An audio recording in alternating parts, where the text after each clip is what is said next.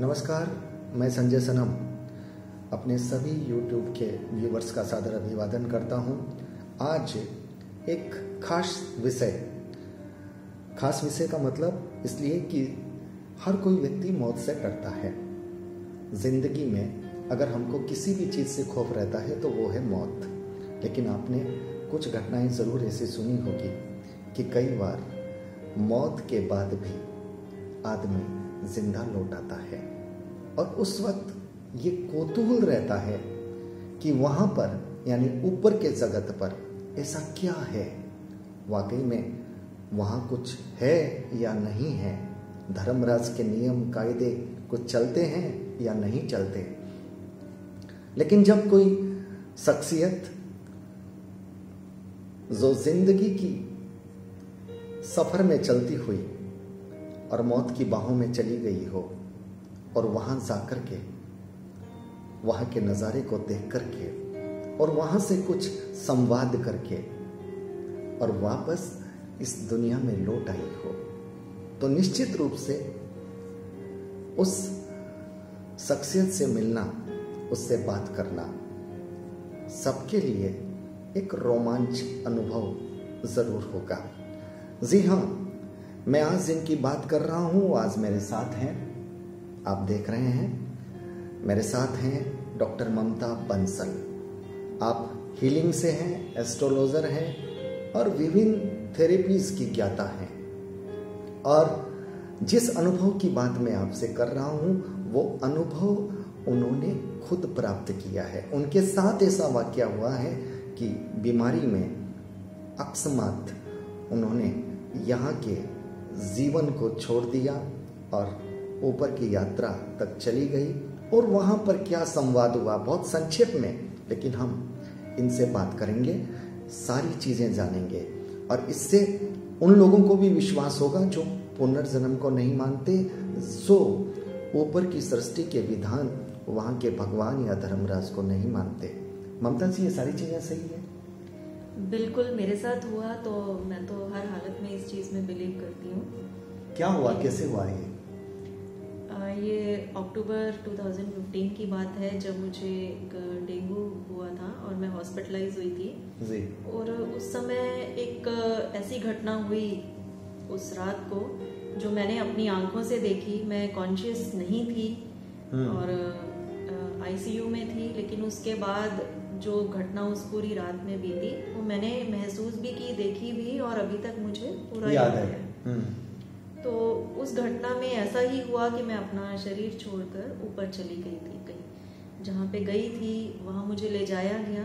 किस तरह से ले जाया गया? लोग कहते हैं कि लोग यमदूत पकड़ के ले जाते हैं, कुछ लोग बोलते हैं कि अच्छे लोगों के लिए विमान आते हैं। कुछ सुना था और अपने जीवन में मैं बहुत इस चीज़ से बहुत फेयरफुल भी रहती थी कि भाई वो एक समय है जो लोगों से सुना है, जो शास्त्रों में सुना है।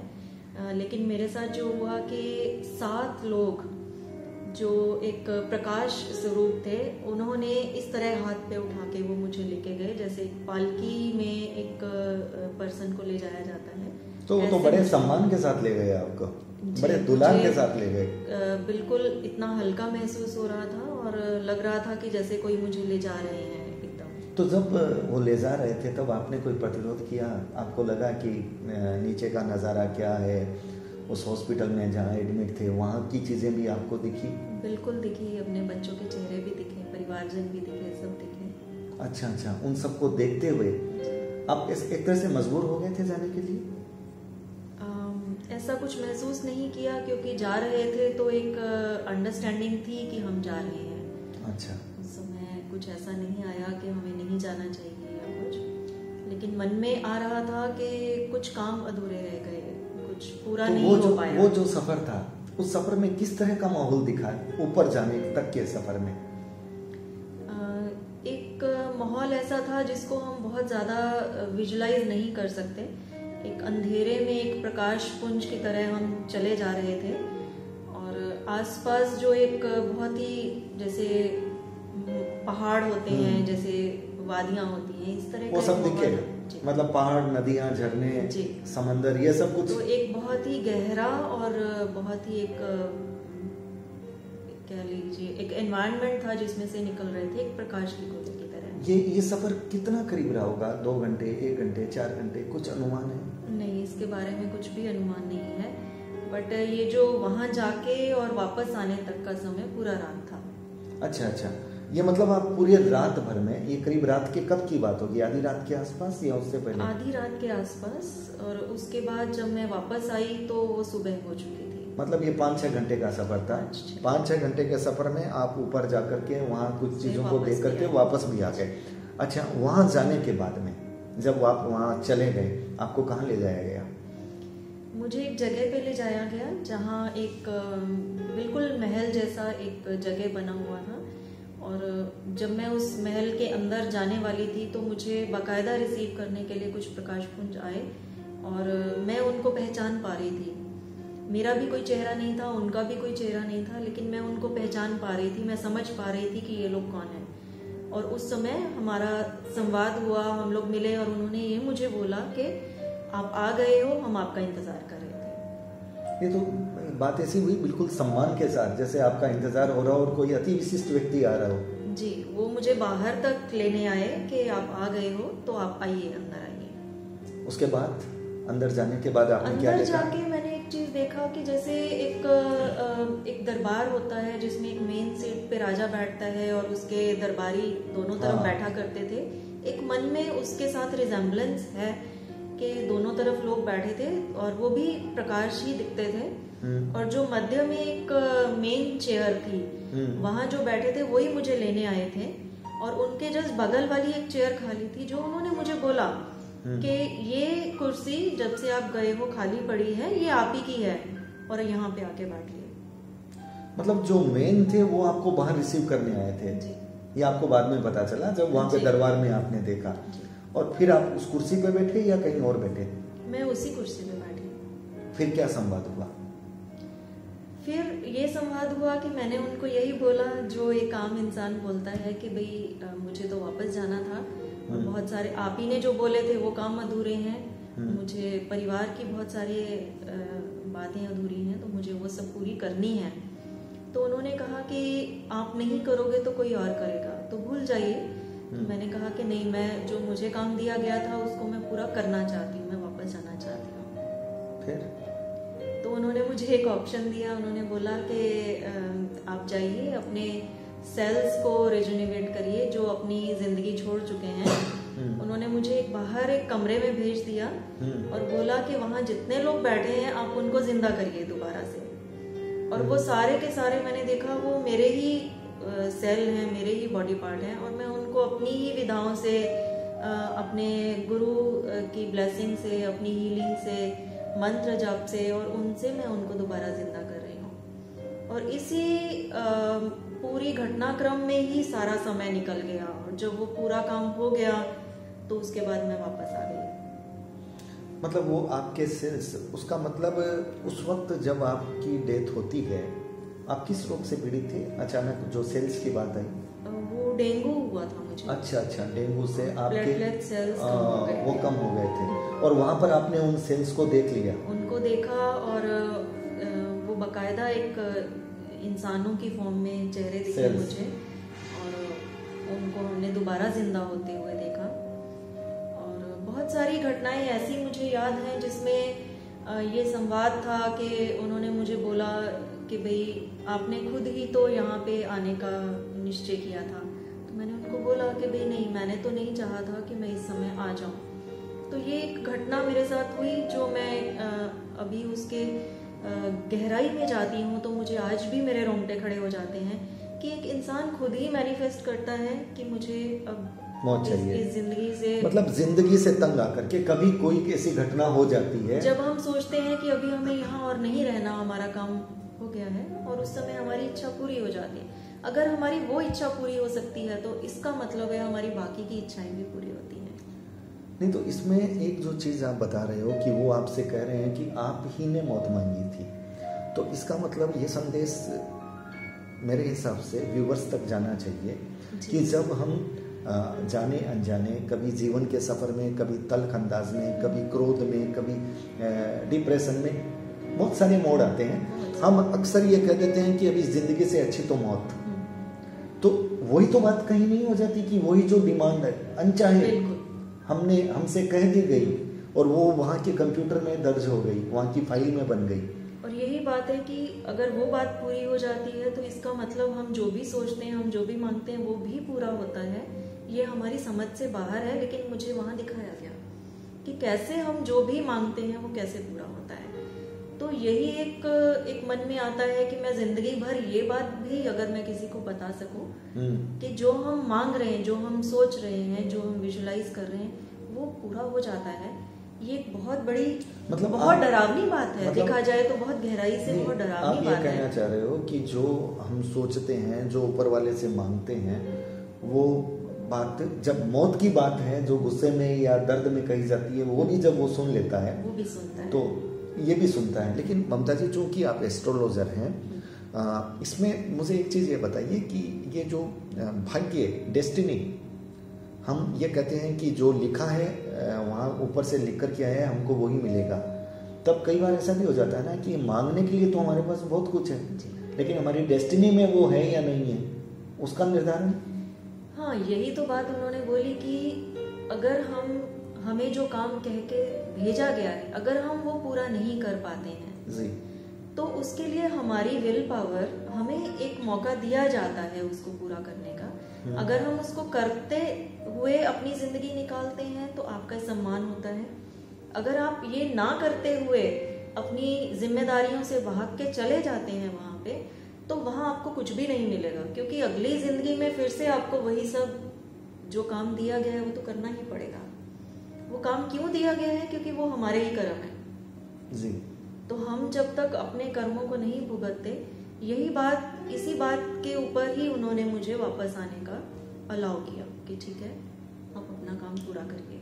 इसमें एक चीज और है कि जैसे कहा जाता है कि मौत का समय तो निश्चित होता है, इसका मतलब वो आपकी प्रीमेच्योर मौत थी, वो आपकी मौत नहीं थी। असलियत में वो मौत नहीं थी। मौत नहीं थी। और मौत का समय भी उनके लिहाज से हम खुद ही निर्धारित, जब हम कहते हैं कि अब हम इस दुनिया में अपना काम पूरा कर चुके, तब हम जाते हैं। जिनकी प्रीमैच्योर या कुछ ऐसा अनहोनी हो जाती है, वो उनकी भी जिंदगी में कोई घटना तो ऐसी चल रही होती है जो वो एनालाइज नहीं करते। तो कायदे से यही है कि अगर जब तक वो नहीं मांगेंगे उनको मौत नहीं मिलती। तो इसका मतलब या ये समझ लीजिए कि हमें अपने अंदर इतनी पावर, इतनी शक्ति, इतनी डेवलपमेंट लानी पड़ेगी कि हम जो मांगे वो पूरा हो। अगर हम मौत भी मांगे तो मौत ये कैसे आ सकती है? ये इतनी बड़ी बात, ये इतने बड़े लोग मंत्र जप करते हैं, उनके लिए भी शायद इतना संभव नहीं होता जो बात आप बहुत सहजता से कह रहे हो, क्योंकि आपने वहाँ का एक प्रारूप देख लिया। इसलिए यही प्रारूप देखा वहाँ पे कि अगर आप जाना चाह रहे थे तो आप चले गए, और जब आप आना चाह रहे थे तो आपने उसके लिए क्या क्या यत्न किए, वही यत्न अगर आप यहाँ रहते हुए करते हैं तो आपकी हर इच्छा पूरी होती है। यही चीज उन्होंने वहां पे बताई है कि अगर आप अपने मौत के समय से भी वापस आना चाहते हैं जिंदगी में, तो आपको एक कार्य क्षेत्र में से होकर, एक कर्म क्षेत्र में से होकर कुछ करना पड़ता है आपको। वही चीजें हैं जो शास्त्रों में हमें बताई गई हैं, और वो अगर हम करते रहते हैं तो हमें वो सब करने का मौका मिलता है जो हम चाहते हैं, वो होता है। तो इस तरह से जब आपका वहाँ संवाद हुआ और आपने वहाँ वापस आने की इच्छा प्रकट की, तो उन्होंने आपको कह दिया कि आप अपने सेल्स को वापस जीवित कीजिए और ये काम आपको ही करना है। और उसके बाद में आपने मंत्र जाप या जो भी ध्यान साधना है, मंत्र जप है, उसके द्वारा आपने अपने सेल्स को पुनर्जीवित किया। और वापस जब आप आ रहे थे तब उसमें आपको कितना समय लगा? वहां पर भी कोई आपको छोड़ने आया या अचानक ऊपर से नीचे की तरफ? अचानक ऊपर से नीचे गिरने का मुझे एहसास हुआ और मैं बहुत ही झटके से उठी कि जैसे मैं कहीं गिर गई हूँ, ऐसा करके मैं एकदम उठी। आप अस्पताल के बेड में? हाँ जी। उस वक्त आपको ये एहसास हुआ कि मैं कहीं गिर गई हूँ। और जिस वक्त आपका जीवन, आपके प्राण आपके शरीर में आए, उस वक्त शरीर की अनुभूति क्या थी? शरीर में एक अलग रोमांच था, कमजोरी थी, एक भय था, एक सिहरन थी। उस समय शायद वो कमजोरी मेरी बीमारी की भी हो सकती है। एक एक एहसास था कि चेतना वापस आ गई, एक टिंगलिंग फीलिंग रहती है जो वो महसूस हुई कि हाँ। चूंकि आपने मौत को देख लिया था और फिर आप जीवन में आ गई, तो उस वक्त सबसे पहले मिलने की इच्छा किसके लिए हुई कि किससे फटाफट मिलूं, क्योंकि आपने वो भी देख लिया कि मैं तो ऊपर जाके वापस आई हूँ, ऐसा कुछ हुआ? हाँ, इच्छा तो बहुत हुई थी कि मैं अपने बच्चों को देखूं, अपने परिवार को देखूं, और ये भी उसके बाद मैं हर पल ये महसूस करती हूँ कि मेरे लिए ज़िंदगी बहुत छोटी पड़ रही है और काम बहुत ज़्यादा करना है। ये एक फीलिंग उसके बाद से मेरे अंदर आई है कि मुझे बहुत कुछ करना है और समय बहुत कम है। वहाँ कुछ काम आपको और भी याद दिलाए गए कि आपको ये काम करने हैं? जी, बताए गए जो मेरे ख्याल से मेरे ही तक रहे तो बिल्कुल ज़्यादा अच्छा है, क्योंकि वो मेरे नहीं हम बिल्कुल हम आपको वो नहीं कहेंगे कि आप उनको सबको बताइए, लेकिन मैं ये जानना चाह रहा हूँ कि क्या वहाँ पर ऐसे मैसेज भी दिए गए, ऐसे बताए भी गए, निर्देश भी दिए गए, और वहाँ से जब आप लौटे हो उस वक्त विदायगी में माहौल कैसा था? वो खुश थे आपको भेजकर या आपको वो रखना चाहते थे वहीं पर? खुश थे वो सब, आपको भेज करके भी खुश थे? बहुत खुश थे। तो ये जो जिस तरह की दोस्तों आपने ये एक घटित घटना, ये कोई कहानी नहीं है, डॉक्टर ममता अग्रवाल के साथ ये एक घटित घटना का विश्लेषण उन्हीं की जुबानी ये वही कह रही हैं कि किस तरह से जिंदगी के सफर से अचानक मौत ने उनको जकड़ लिया और वो वहाँ तक ले गई, और उसके बाद में वहाँ पर ऊपर के लोक में वहाँ के जो भी देव, आप जिन्हें भी किसी भी नाम से पुकार सकते हो, जो निर्णायक होते हैं, उनसे संवाद हुआ। सबसे बड़ी बात कि हम जाने अनजाने जब भी कभी कोई भाव करते हैं, चाहे वो मौत का हो, चाहे वो जिंदगी का हो, चाहे वो किसी के लिए दुआ का हो, चाहे वो किसी के लिए बद्दुआ का हो, ये सारी चीजें वहाँ के रिकॉर्ड फाइल में चली जाती है। और अगर हम गुस्से में या कभी जीवन के सफर में थक करके अगर हम ऐसा कह देते हैं, हर व्यक्ति कह सकता है थकावट से कि भाई जिंदगी रास नहीं आ रही है, इससे अच्छा तो चले जाते, तो ममता जी के जो अनुभव है वो ये बताते हैं कि इस तरह की सोच, इस तरह के विचार, इस तरह के शब्द हमारी जुबान पर नहीं आने चाहिए, क्योंकि ये वहाँ पर रिकॉर्ड हो जाते हैं और ये हमारे द्वारा डिसाइडेड मौत का रूपक बन जाते हैं। फिर उलाना बहुत कीमती, हाँ, उलाना उन पर नहीं रहता। मैंने ये देखा कि जिंदगी बहुत कीमती है और जीवन में क्या क्या कर्म करने चाहिए जिससे आगे का जीवन जो है वो और अच्छे से अच्छा बने। ममता जी, कोई खास बात आपके अपने अनुभव से हमारे व्यूअर्स को अगर आपको जो बात मुझे फैसिनेट करती है इस पूरे घटनाक्रम में, वो ये है कि जो रथ मुझे लेके जा रहा था, जिसे मैं रथ ही कहूंगी जी, जिसमें 6 साइड में प्रकाश पुंज थे और एक फ्रंट पे था लीडिंग, तो ये जो 7 जो पहियों का जो एक मुझे ले जाया जा रहा था, ये उन्होंने वहां जाके भेद खोला कि ये हमारे ही चक्रास हैं, हमारे जो शरीर के, हमारी जो आत्मा के पहिए हैं जी। अगर ये सही रहते हैं सारी उम्र, अगर हम इनको सही तरीके से रखते हैं, अगर हम इनको एनर्जाइज रखते हैं, तो ये हमारा ही सफर, आगे का सफर पूरा करते हैं। और अगर इनमें कोई तकलीफ होती है, ये किसी तरह से इनमें कोई दिक्कत आ जाती है, ब्लॉकेज आ जाती है या कोई टूट फूट हो जाती है, तो हमारा आगे का सफर थोड़ा कठिन हो जाता है। ये मुझे आज भी ये बात फैसिनेट करती है। इसका मतलब जो शरीर के जो 7 चक्र है, जो आप हीलिंग में, साधना में, ध्यान में जिनके बारे में वो हमारे आगे का सफर पूरा करते हैं, उनको एनर्जेटिक रखना चाहिए और उनको व्यवस्थित रखना चाहिए। एक तरह से वो आगे के सफर के रथ के पहिए हो गए। क्योंकि कई बार लोग ये कहते हैं कि देवदूत खींच करके ले जाते हैं, बड़े जबरदस्ती ले जाते हैं, लेकिन ये जो सच है कि अगर हमारे शरीर के चक्रा अगर एनर्जेटिक रहते हैं, व्यवस्थित रहते हैं, तो जब शरीर छोड़ने की प्रक्रिया होती है तब आत्मा को एक तरह से विमान मिल जाता है, वो उसमें सफर करते हुए आगे बढ़ जाती है।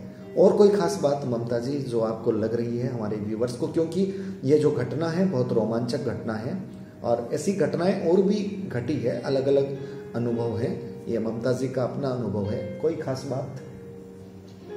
खास बात में जो एक और मुझे हैरान करी वो ये थी कि मेरा जो एक पोजीशन जो मुझे समझ में आई, जो मैं इस जन्म में रहते हुए एक इंसान होते हुए मैं नहीं समझ पाई। तो हर व्यक्ति की एक पोजीशन होती है, हर व्यक्ति का एक पर्सनालिटी होती है, वो इस जन्म में रहते हुए तो समझ ही नहीं पाते, वो वहां पर निर्धारित हो जाती है, जो वहां पे निर्धारित हुई। और अगर हमें वो पहले पता चल जाए तो हम अपना जीवन संवार सकते हैं। तो क्यों नहीं हम अपने, शायद इसी को शास्त्रों में सेल्फ रियलाइजेशन बोला है। बिल्कुल, आपको जो ये सीट दिखाई गई अपने पास वाली सीट की, ये सीट आपके लिए खाली पड़ी है जी, उसको देख के मेरे अंदर एक ऐसी भावना आई कि काश ये चीज पहले पता हो तो हम उसके हिसाब से काम कर सकते हैं, हम अपनी जिंदगी को और बेहतर बना सकते हैं। तो इसका अर्थ तो आपके लिए ये जो सफर है वो दर्दनाक नहीं, वो मतलब आपके जीवन को मोड़ने वाला सफर हो गया। वो तो ऊपर जाकर के आपने उनको भी देख लिया और उनकी बहुत सारी चीजें समझ में आई, बहुत जो रहस्य सामने आए और बहुत सारी बातें समझ में आई। हम पहले भी ये कहा करते थे कि हम जो चाहते हैं, जो सोचते हैं वो पूरा होता है, लेकिन उसको पूरा होते हुए देखना एक बहुत रोमांचकारी, मतलब अब आपके लिए एक विश्वास बन गया। एक तो पहले आप शास्त्रों की बातों को मानते हुए बोलते थे, सुनते थे, कहते थे, अब आपकी इस यात्रा ने आपके मन में एक विश्वास बना दिया। ये एक विश्वास प्रैक्टिकल प्रयोग हो गया। तो व्यूवर्स, ये थी डॉक्टर ममता बंसल और इनके साथ हमने बात की जीवन और मौत के बीच का सफर कुछ भी नहीं है। अगर देखा जाए तो स्थान में हम बता ही नहीं सकते कि कितना स्थान खाली रहता है। एक लम्हा काफ़ी है जीवन को मौत में बदलने के लिए, और जब वो आ जाती है उसके बाद ज़िंदगी की सारी बातें पीछे छूट जाती है और उसके बाद उस लोक की बातें रहती है। लेकिन कुछ लोग ऐसे होते हैं जो इस लोक में रहते हुए उस लोक में जाते हैं और सौभाग्य से उस लोक से वो वापस मुड़ करके इस लोक में आकर के उस लोक की बातें हमको बता देते हैं। उनमें एक सौभाग्यशाली नाम डॉक्टर ममता बंसल का। जैसा कि मैंने आपको बताया कि डॉक्टर बंसल हीलिंग, एस्ट्रोलॉजी और भी विभिन्न थेरेपियों में पारंगत है। हम अगले वीडियो में इनसे पास्ट लाइफ थेरेपी में ये काफ़ी सिद्धहस्त हैं। पास्ट लाइफ का मतलब आप जान रहे हैं कि हमारे पूर्व जन्म में हम कहाँ थे, क्या थे, उनका इस जन्म पर क्या प्रभाव है, वहाँ के जो कर्जे हैं वो इस जन्म में हमको कितना प्रभावित कर रहे हैं। ये पास्ट लाइफ और ये एक विशेष थेरेपी है। इसके बारे में हम ममता बंसल से अगले वीडियो में हम बात करेंगे और बताएंगे पास्ट लाइफ से क्या जाना जा सकता है, उसके लाभ क्या हैं। और आज के लिए माफ कीजिएगा, डॉक्टर ममता बंसल का तहे दिल से आभार, आप सबकी तरफ से मैं आभार दे रहा हूं। और आज सिर्फ इतना ही, मिलेंगे फिर पास्ट लाइफ के एक नए वीडियो के साथ और साथ में होंगी हमारे यही डॉक्टर ममता बंसल। बहुत बहुत आभार, नमस्कार, शुक्रिया।